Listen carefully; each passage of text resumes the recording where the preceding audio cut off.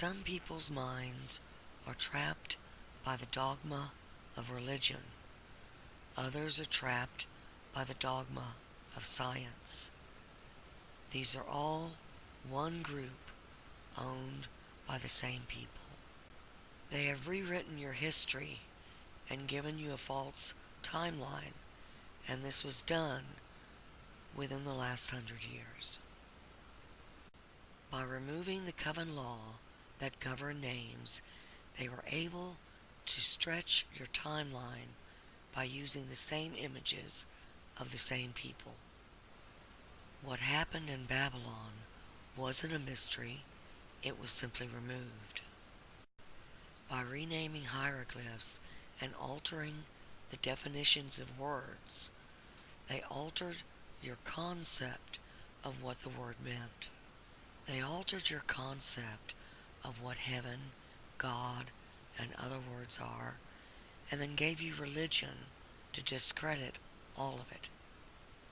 I believe had Kennedy lived, he would have warned us about what the royals and the priesthood had done. He caught on to Rothschild's company store system, and then he caught on to the Bilderberg. He then demanded from NASA an answer to who the Greys were and why they were here. And that's when they killed him. The Brookings report says very specifically, number one, don't tell anybody. If you tell anybody, it will shatter the fabric of our civilization.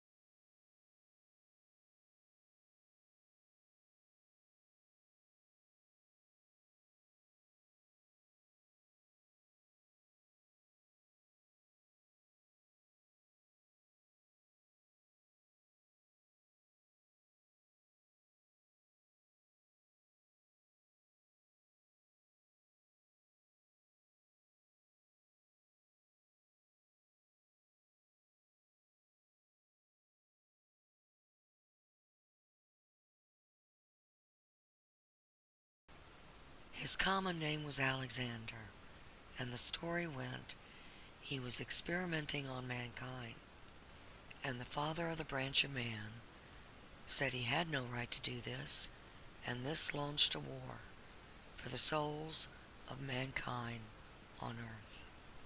By placing everyone in a hybrid body, it meant that either branch could seal the individual at the end of the cycle, rather than strictly the originating parent branch. It allowed the reptile branch, the specific predator of man, the ability to camouflage and enter our societies. If you gave them your oath, then they were allowed to seal you. The story went on that attacked. They pulled Earth through the eye into their territory called the Abyss. They drove the father of the branch of man out through the east gate, and Lilith, who gained control of the system key, locked us in and him out. The keys was used to capture life and bring it back through the gate, while the Ankh was used to put them back under the veil and erase their memory. Elizabeth, who was Lilith, married her brother Ea's son, Alexander, when she was young. When he was killed in the uprising, she married her fraternal twin, George. This earned them the name the incestuous twins. When George was killed, she married her son Charles to keep the coven custom of a diarchy.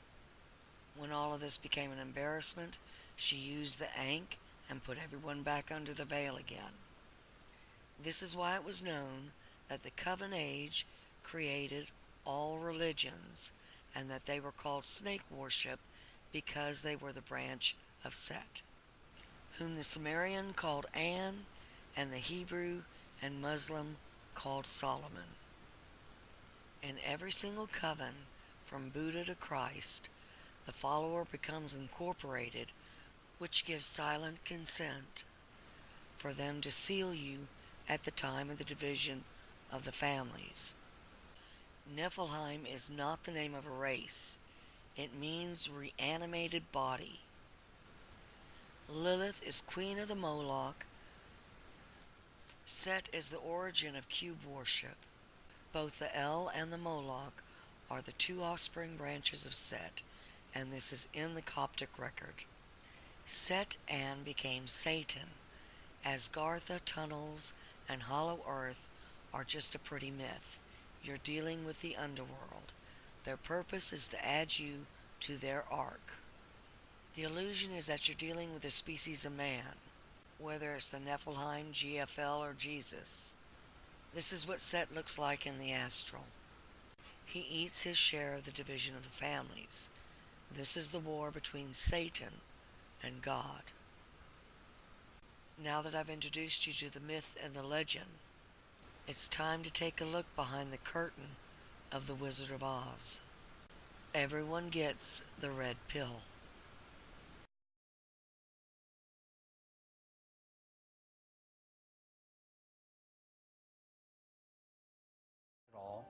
When I was talking with the gentleman from Belcom, and we were discussing the lie, everything he was telling me was different from what we were being told was the truth. And at one point I asked him, I said, man, you guys, you lied about a lot, didn't you? And instantly he said, no, we didn't lie about certain things. We lied about everything. None of it was true. There are only three locations: heaven, the abyss, and the underworld. The abyss is negative space. It is a binary system fueled by the black sun, home of the Sith Lords and demons, which are beings of negative polarity. Posee una órbita elíptica y viaja entre nuestro Sol y un Sol negro que se encuentra a 32 billones de kilómetros. The definition of the creation is a construct. The planets are on poles, which are the origin of the 7 candlesticks. They can leave their pole and follow the tracks.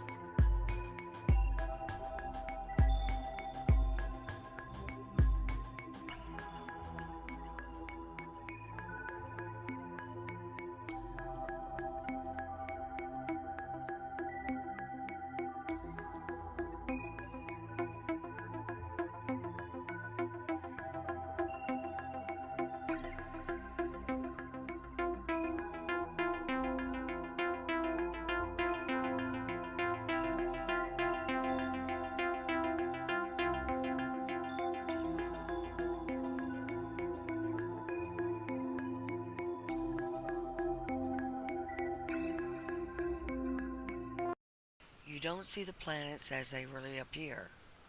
This is called an arc. Each branch has its own arc. This is the exterior of the construct. The degree lines on this image are not drawn in, they are physical. This is called the map.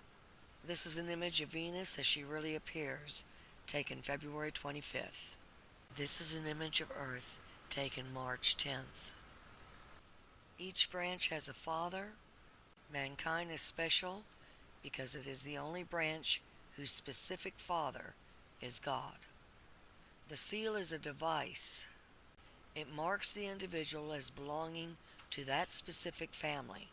This allows them to be transported to the ark at the time of the division. The book of life is a record of all life that the father of a branch sent into the creation.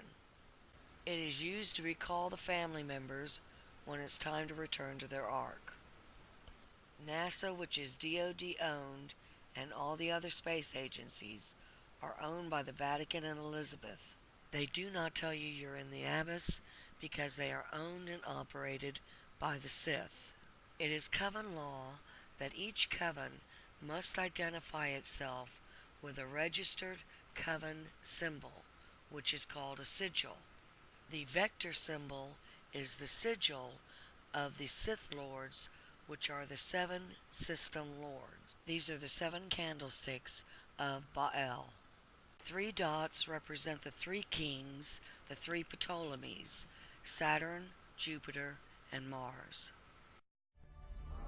The Vector, NASA's official logo. If you've ever looked at NASA's official logo, both their official insignia and their official seal, you'll see that the most prominent object in the seal is a red swooshing object. They call that the chevron or the vector. If you ask NASA's Public Affairs Office, this symbology is featured so heavily in their insignia and seal, they'll give you what really amounts to the standard facile cover story for the unilluminated. They'll tell you that that is a representation of a hypersonic wing design from the 1950s, which was the time the logo was created. Not exactly the case. Someone might want to ask the Russian Federal Space Agency, Roscosmos, that was formed in 1992, why they chose that same logo. And while you're at it, you can go ask the Chinese, who formed their space agency in 1996, why in the world they're using a hypersonic wing design from the 1950s as their official logo. Then you can ask the Japanese, the South Koreans, Taiwanese, Malaysia, Mexico, Iran, all of these countries, even Bulgaria. They all utilize the vector symbology in their space agency logos for their national space agencies. It gets even deeper. You can go look at the individual manned program patches for NASA. The Mercury program, for example, a blatant use of covert symbology. In every logo dealing with the Mercury program, you'll see what looks like a number 7 in their logo. And again, NASA's official story is that they put this number 7 there so that they could pay homage to the original 7 Mercury astronauts. Kind of forgetting the fact that only 6 Mercury astronauts actually flew into space because number 7 never did. Deke Slayton had a heart problem, so he didn't get to go up. So there were only 6 Mercury astronauts. Yet there's a 7 in every single logo. That's in the official mission or official program insignia for Mercury, as well as the 6 individual mission patches carry this logo. And it carries on to the Space Shuttle program. If you look at the Apollo logo has a big letter A in it. At least that's what they want you to believe, but it's not. Again, that's just a simple way of explaining away the inclusion of this vector symbology in the logo.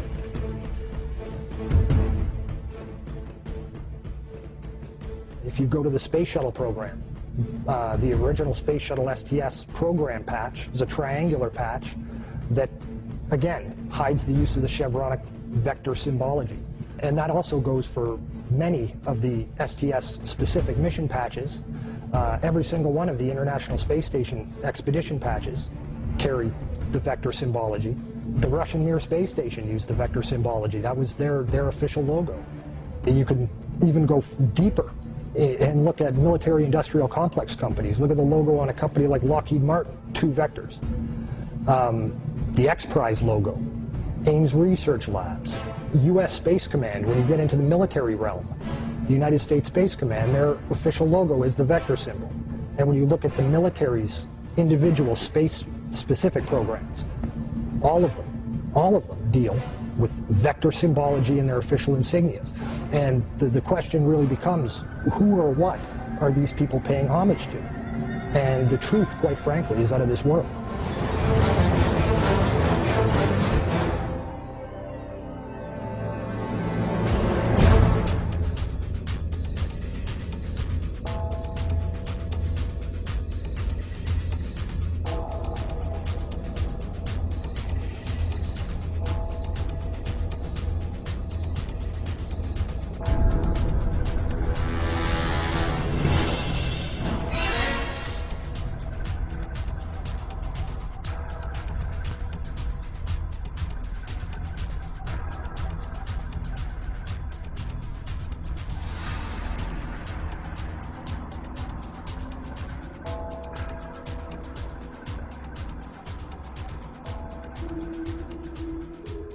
This painting, entitled The Madonna with Saint Giovannino, was made sometime during the 1400s.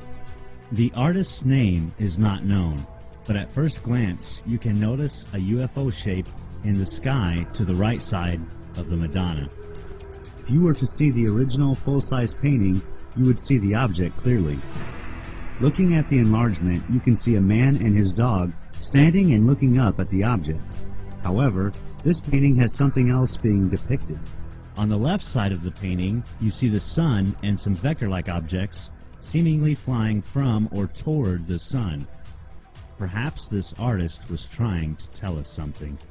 In another painting of the Madonna, made by a completely different artist, the unusual patterns of the sun and the vector-like symbols have also been added prominently on the Madonna's cloak. You can see the same symbology on this painting as on the one before. This time, however, there is no UFO object to be seen anywhere in the sky. This footage was taken over Mexico City in 2002.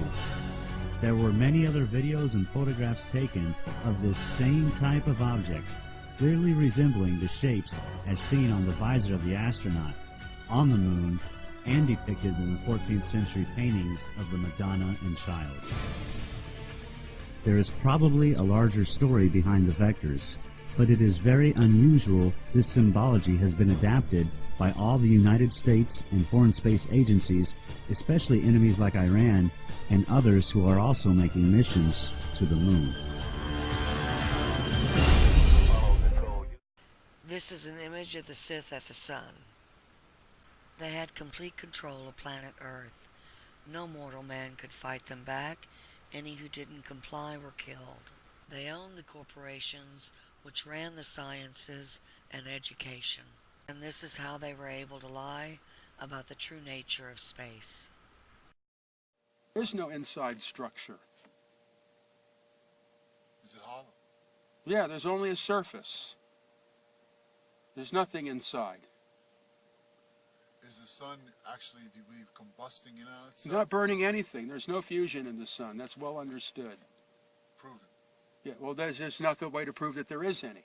It's only in the flares that you get fusion. That's why all the X-rays. The flares, the arcs, and the X-rays, and the microwaves, and whatever result of fusion in the arcs. There's no fusion in the sun. They don't know how the sun works. Why do you, what's special, how does the sun make light? It's a transformer. Transforms from some other dimension. It's not burning anything. It doesn't have to. It's a converter. Of what? I don't know. Nobody knows. But that's what it does. That's the only thing it can do, because that's how everything works. It's transforming from another dimension. Yeah, you could say it's taking energy from another dimension, counter space. There's no energy, actually. You can't, most of it you can't even measure in outer space or see. You can't see. No, you can't see the sun in free space. So the sun is not visible in outer space. Not in free space. It's only invisible when gross matter becomes involved, like the Earth's atmosphere and envelope and the surface of the moon or whatever. That makes the light. Otherwise, there is no light. You can see the moon, you can see the Earth, but you can't see the sun or you can't see the stars. But you can see the planets and the satellite. Right. You can see material objects, but you cannot see the sources of light. There is no light until there's a material object. To reflect off. So that means there's no time delay. So the whole time delay thing is meaningless. It doesn't take light years. There are no light years because there's no light. So that means that the light you see from the distant stars isn't 4 million years old. It could be only minutes old. It could be instantaneous. All the theories collapse when you can't see the stars in outer space. Lilith put a firewall around the black sun in order to hide it from our view. It also hid the Eye of Horus and the Papal Key, which is their gate. The stolen mat is wrapped around Anne's Ark. The EM field is not a protection. It is an AI net Ra put around us to hold us captive. It is the origin of the Smith program, the holographic sky. NASA represents it on patches as an electron field surrounding Earth. The Greeks called it the 12 Ethers. This is not a camera lens. The rings are always on the side of the sun. The poles are inside, not outside, and when it's in motion, the planets go right off the screen. These are called the master polarity. Their purpose is to divide polarity among the populations. The negative polarity is drawn to the left mast. The positive polarity is drawn to the right mast. They flash in time with the sun's mast. At the time of the division of the families, the left mast is bound and the right mast moves off. That's why they called it the left-hand path of Set. And why they told you there were only two paths, the right-hand path of God and the left-hand path of Set.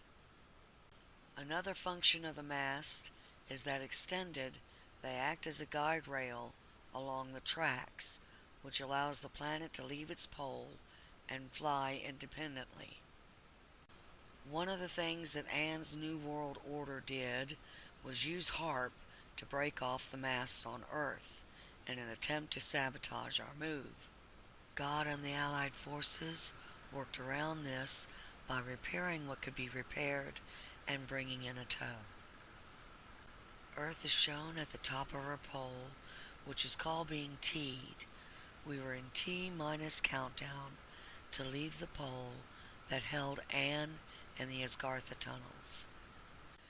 Elizabeth and the Covens and Rothschild have run a company store system on the people with the express purpose of stripping the cash from all the nations.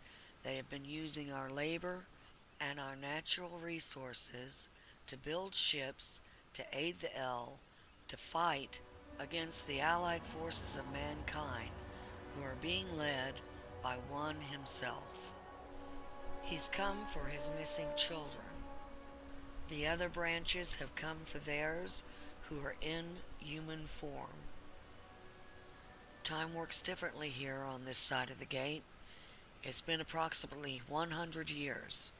On his side, it's only been closer to 10. He never forgot about us. After defeating Anne, he sent the entire fleet after us. On February 24th, 2007, all the arcs entered. As one large force, they started plowing the path. On the right side of the image is the mob. They are plowing down the poles as they get in the way. The illusion that this is a stationary object because it's always on the far side of the screen is just that. It's an illusion. This is Saturn confronting him. NASA cut 5 days off here.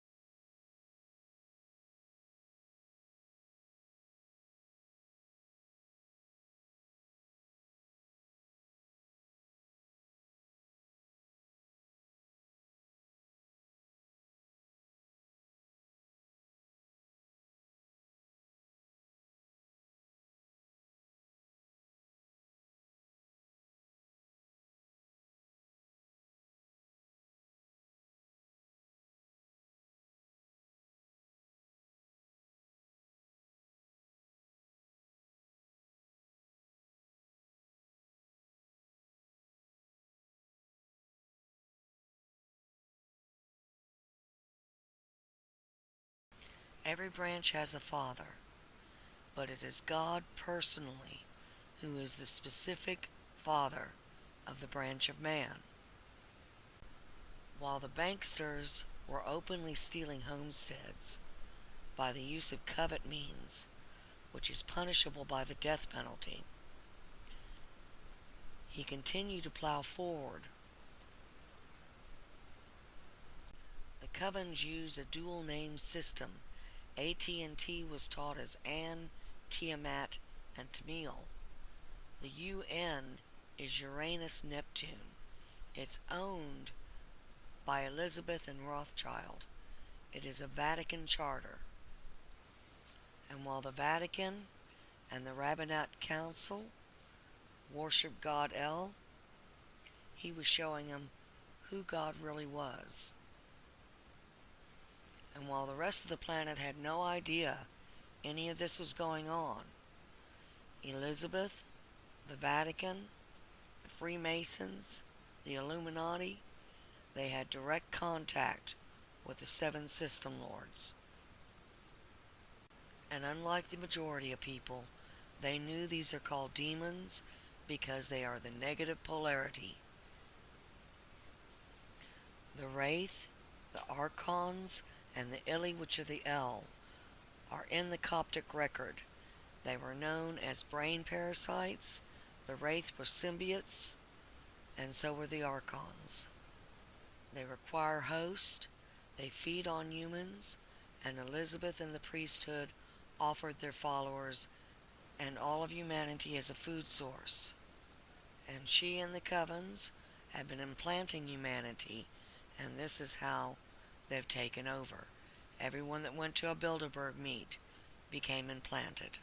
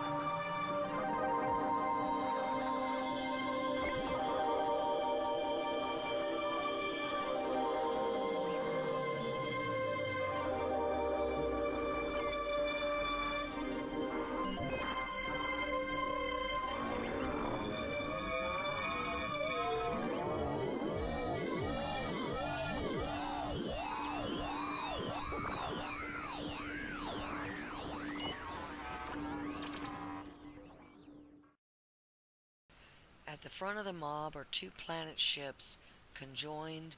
They are making a plow. All the other ships are following behind it. They are in the thousands. This is Ison. It is a ship. I know it is a ship because I know its very human owner. I tease him when I say, maybe one day I'll visit the planet of Bob. From around the globe, on every continent and every island, even hidden in China and Russia, among the most ordinary and overlooked within our population, are the individuals who stood up at the call of the One. And while he moves so fast, he just leaves contrails. And DoD NASA, who works for the Sith, continues to pull images and lie to the public. The elite at the top are fully aware of who this is. And when the mob arrived, they hit Mars and gave it a coma. They hit the Nephilim moon base. They hit the Ili homeworld Mercury. And then they parked right over Earth. And while the elite fed their underlings some BS story, they personally went into full panic mode.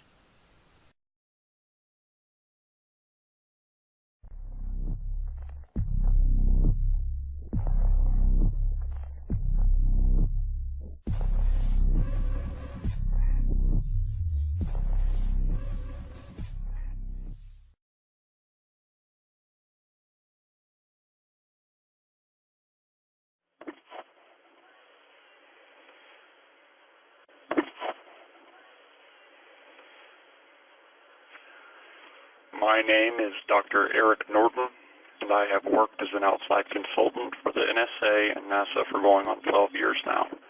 My security clearance at present warrants my need to take the appropriate steps to keep myself protected the best I can. One of those steps is not to give too much information about myself. What I can tell you is that I have worked as an outside consultant on many projects led by our government, the U.S. government, including with, more recently, the Meteoroid Environment Office, or MEO, which is involved in several research projects with installations located throughout North America. The underlying goal of these projects is to gain a better understanding of the meteoroid environment so that the MEO environment models can be improved. We basically monitor the skies, track meteors and other objects in space, and to date have made some very interesting observations, to say the least. Some very chilling observations, in fact.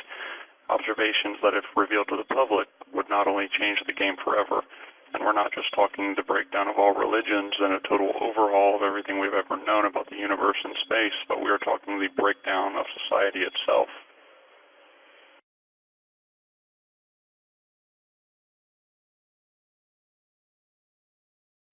We are talking about a subject matter that, even up until today, carries with it a level of disbelief amongst the majority of the worldwide community.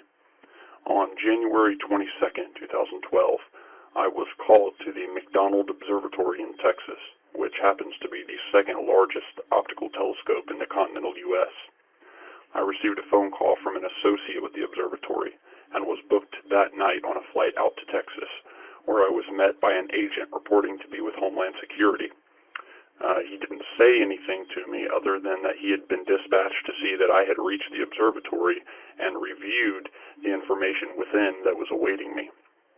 Now, when I arrived at the McDonald Observatory, I was met by a second man with Homeland Security, and by this time I was really dumbfounded as to what was going on as it pertained to me. I had never dealt with matters of national security, so I was really lost as to what it was that could be so urgent that it warranted this almost security guard-like behavior from these two agents. I was quickly shuffled back into the main observatory chamber, where I met four other gentlemen who were involved with the operations of the observatory. And what they showed me was of such a shock to even my belief system that, once confirmed, I had to sit down and take a moment to get a hold of myself. What I saw, I can best explain in my own words as an array of massive three-dimensional black structures in space, in straight line formation, advancing in the direction of planet Earth. I know this because I was shown images taken 3 months prior which depicted the very obvious course of direction by these things, which had moved millions upon millions of miles closer within just months. I'll let you do the math in terms of how fast these things were moving. Now, I was there with the understanding that it was my job to aid in gauging exactly what type of composition these objects were made up of, and whether they were man-made, natural, or unnatural to anything seen before it. Now, using the scientific instruments provided by NASA that are available to us today, we were able to discern the fact that these were not naturally occurring materials, and that they were, to our best but limited understanding, some sort of metallic, carbon-reinforced material, several thousand times the structural hardness of what we have today, whether it be natural occurring diamonds or carbon nanotube type material. The objects seemed to also be emitting some sort of force field that deflected space particles from touching their surface, almost like the magnetic field around the Earth, which shields it from the sun's rays and solar material. The objects were getting so close that with our telescopes we could see the structural features of these things in high detail. They were shaped in the best way I can describe as a three-dimensional L-shaped craft. I use the word craft loosely, as we do not know if these things are piloted or vehicles at all in the strictest sense. All we knew is that they were moving, and moving fast. By January 2013, the objects had been tracked to about 200,000 miles past the planet Mars. Once they reached this point, almost instantaneously the objects vanished from our telescope lenses. I mean, completely vanished, and as if they had activated some sort of invisibility shield at the flick of a switch. That's the best way I can describe it. We couldn't see them on any form of radar we have or any other visual medium available. We were left scratching our heads, and by this time, I knew that the upper echelons of the U.S. government were worried about these things because I was under a constant 24/7 guard by Secret Service agents who kept a close eye on me every single day since late 2012. I did not go home, go to the grocery store, or wake up in the morning without the reality of knowing that I was being watched. Some very powerful, high-up people were keeping an eye on me and the work that we were doing regarding these objects. Although I was never told about this, it was obvious with what I saw going on around me and the personnel involved. So for nearly the entire year of 2013, we watched the skies in disbelief of what had occurred. We didn't know what was going on or where these things were. According to my calculations, these things would have been so close to us by now that we would have no problem seeing them in the night sky had they stayed visible to us. But as I said, we didn't know whether they were still coming in their recorded direction or if they had simply left the solar system altogether. We just didn't know enough to gauge what was going on and what these things were really here for. I was sent home awaiting orders to continue my work if needed, and for some 6 months I did not hear so much a phone call regarding the situation. It wasn't until all of this commotion regarding the government shutdown, particularly of all the space surveillance projects, that I made some calls to see what was going on. Sure enough, what I had feared the most had been confirmed after I contacted a close friend whom I had worked with confidentially on this project at the McDonald Observatory. I asked him what was going on, and was there something to all of these space monitoring programs being shut down, including NASA, and was there cause to worry? My colleague sounded extremely unnerved when I spoke with him. At one point, it was almost as if he was trembling in his speaking. And I asked him, what is going on here? It was then that he told me that the objects had reappeared and had positioned themselves behind the moon. The blackout of all space monitoring programs was essential to keeping the lid on what had happened. I did not speak with my colleague long due to the fact that he was not supposed to be speaking with anyone and was risking even his own life even calling me back. But what I do know is that these objects reappeared sometime earlier this month and positioned themselves in a circular type alignment, which allowed them to dock to the backside of the moon, or just above the backside of the moon, so as to remain virtually invisible to sky watchers. The things are up there, and they're just beyond our view of sight when we look up at the moon. We don't know what they are, what they're doing, or what they're going to do. We do know that there have already been fluctuations in Earth's gravity field and the gravity field which links the moon to the Earth. These things are stationary, and they are at this very moment sitting behind the moon.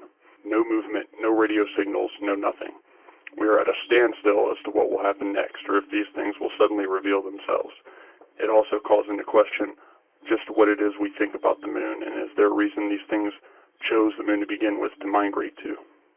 You also take into account the recent ballistic Topol mission launch led by Russia, which was witnessed from space by Italian astronaut Luca Parmitano after having seen a strange afterglow above the Earth which looked like a missile contrail. The thing that is strange about this is that the Topol missile uses solid fuel as propellant, so it cannot have been the dump that the astronauts saw. I'm not sure now what caused the cloud, but it's clearly associated with the missile itself. Now couple that with the recent shutdown of NASA and the furlough of 98% of its employees and the shutdown of the International Space Station's live feed, and I think you can start to get the picture. They're definitely hiding something, and I've done my best to describe what that is here today.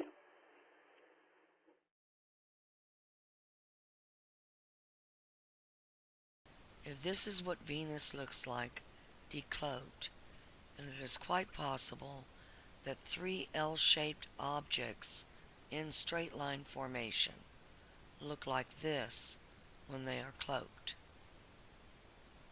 One of the key targets was the firewall and the Sith. This is also the location of the Papal Gate. One of the weapons being used is called a gust bomb. As one launches, the other is retrieved. They've been launching these at the firewall the entire time as they plowed their way forward. Serpentarius has been removed from the information. Much has been altered, including the north, south, east, and west direction. It was taught that the 13th sign only arrived at the end of the cycle. On its back it carries the pit. As I watched, the pit formed on time. It then slowly moved into our area, and while people were saying this large object, thousands of times the size of any planet, was Herculobus or Nibiru, we knew it was the filter, which is called the pit. It arrived on time with Serpentarius.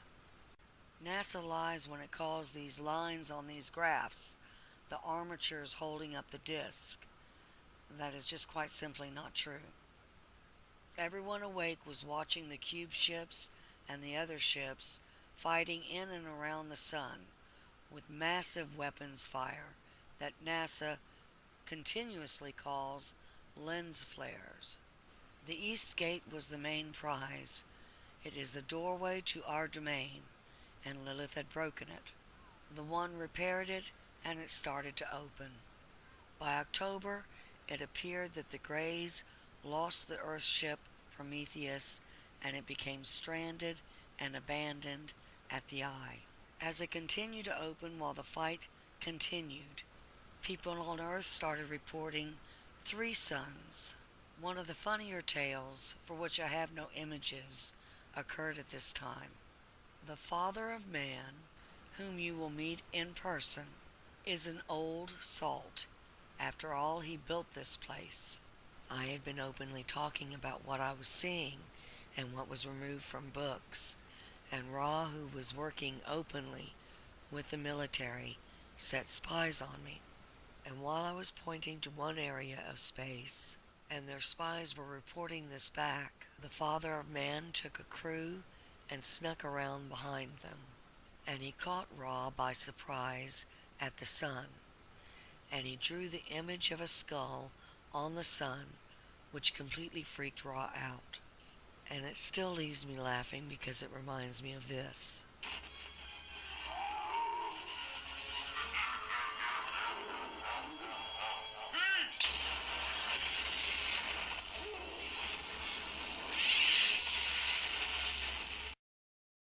And in a spectacular move in this Wizard of Oz place, God stole the eye right from underneath him and hid it. And as of January, the eye was no longer seen at the sun, and no one questions why NASA's mysterious lens flares have suddenly cleared up. The pit continued to move to its final position, and by February it was in place in front of the sun. There are a number of planet ships protecting us now, but 2 in particular are in orbit with us. They are maintaining a defensive stance against the Sith at the sun. The key to spotting them is to watch for the light flashing from their mast.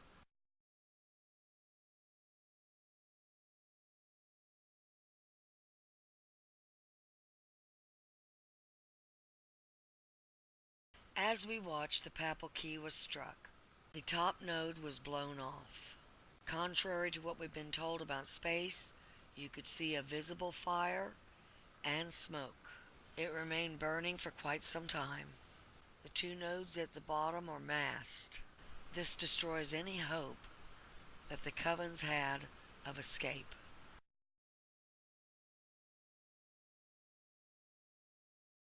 As we continued to watch the battle from February until now, the Allies deployed a pincher array at Venus, which captured Mercury.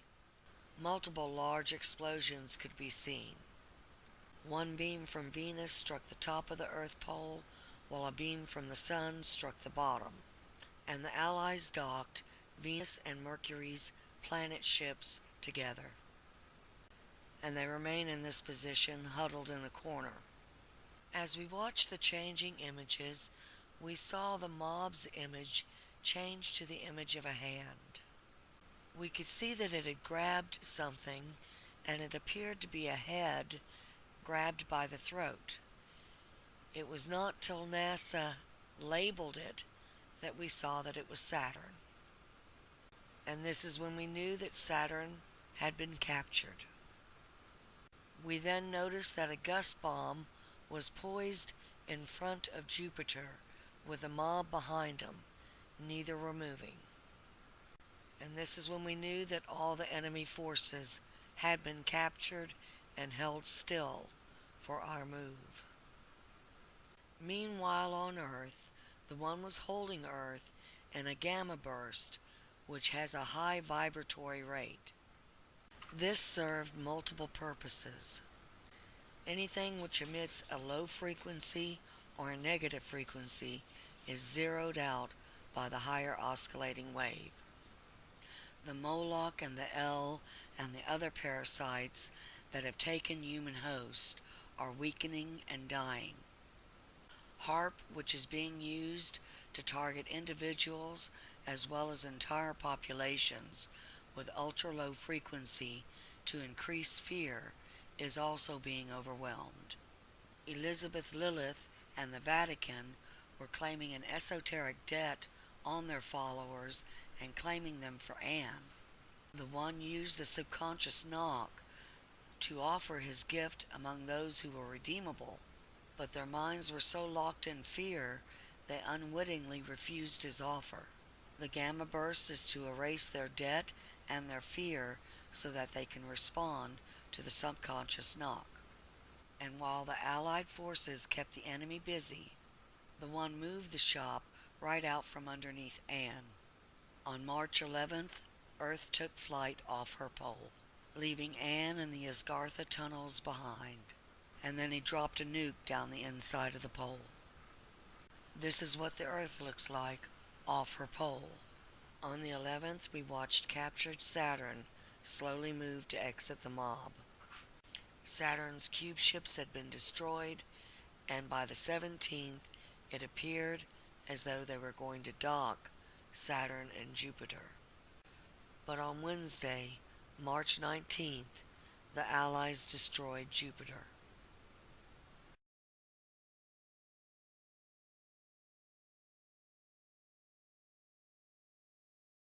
Mars was run to the same corner with Venus, where the same pinchers extended and the same explosions occurred.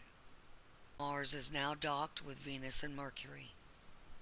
By the 21st, all debt owed to Anne had been wiped out. He has completely lost his share of the division of the families. They will now turn full attention to Earth.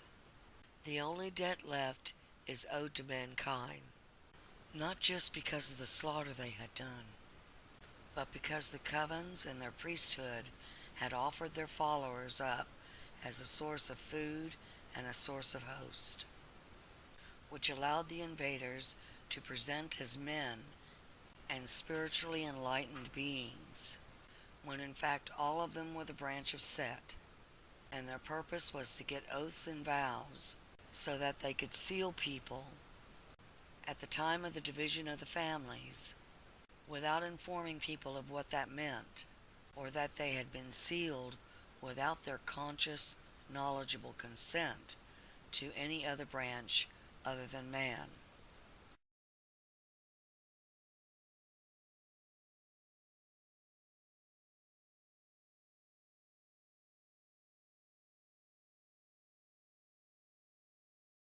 It comes down to the simple truth. Not a single image posted by NASA or any other Sith-owned operation or priesthood can be relied on. Instead, we have to rely on the information given by the Allies.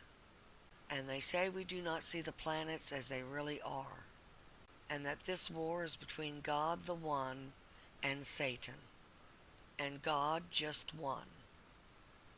The following information is from the Allies concerning how we make the leap forward. I will still be using some of the NASA images for lack of anything better as representation. The Allies are parked above us. They are not invading aliens. Nibiru is not going to cross. You are not going to die. They are moving you out of the abyss. The Allies say the first thing they will do is rotate Earth to the horizontal position for the purpose of flight.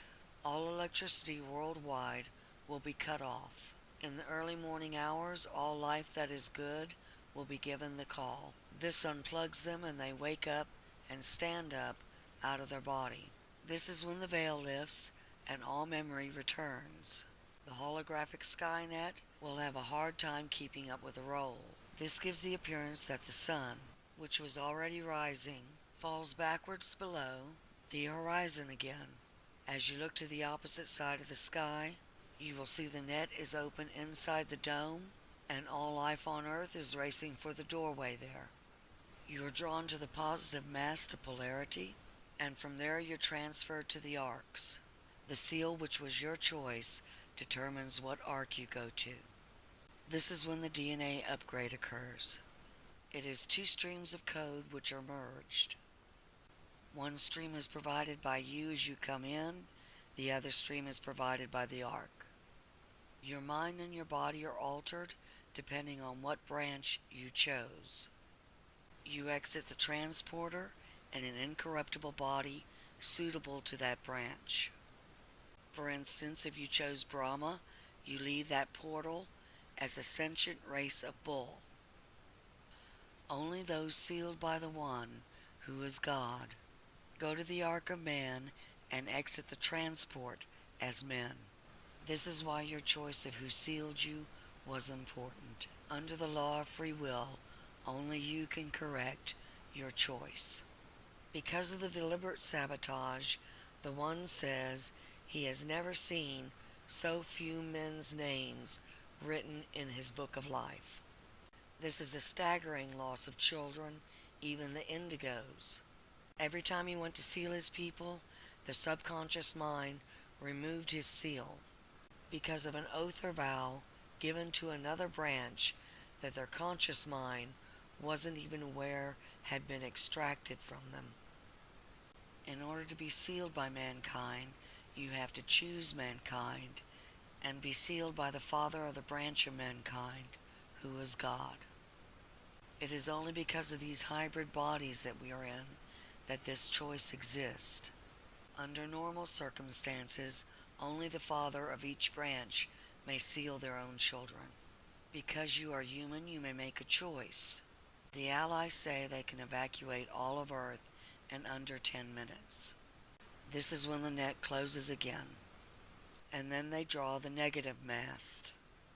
The One will skin the El and the Moloch out of their host bodies. Unwitting followers can be redeemed, but the hierarchy at the top knew full well who they made the blood pact with and why. They are true sociopaths.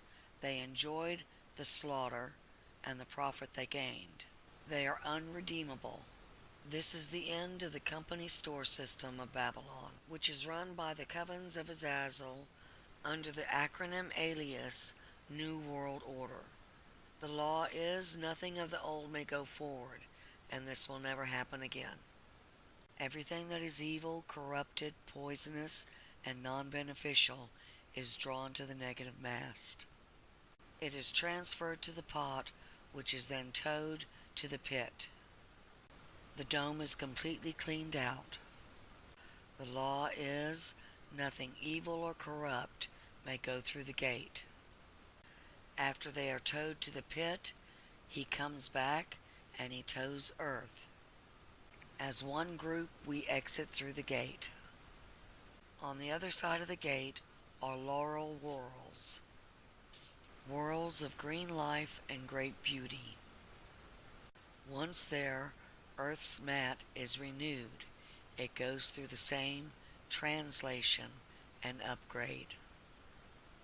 There is a large party with all of the families, and we call this the gathering. After that, mankind settles down on the renewed earth, and the fifth book of life starts.